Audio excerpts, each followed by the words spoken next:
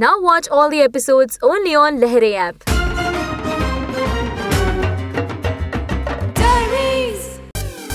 Bhojpuri film industry में अपनी गायकी और अभिनय से लाखों दिलों में अपनी खास पहचान बनाने वाले पावर स्टार पवन सिंह इस होली के मौके पर अपने चाहने वालों के लिए एक नई सौगात लेकर आ रहे हैं, जिसका नाम है क्रैक फाइटर।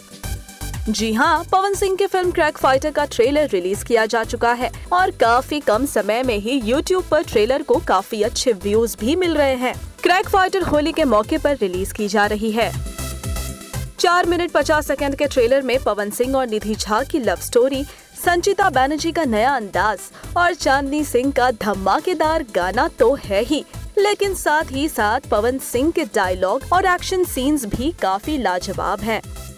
अब तक की सबसे महंगे बजट की फिल्म कही जाने वाली इस फिल्म को लेकर फिल्म के सभी कलाकार काफी उत्साहित हैं। निधि झा ने हाल ही में अपने एक इंटरव्यू में भी इस फिल्म को लेकर काफी तारीफ की और ये भी कहा कि फिल्म में पवन सिंह और उनके गाने दर्शकों को काफी पसंद आएंगे।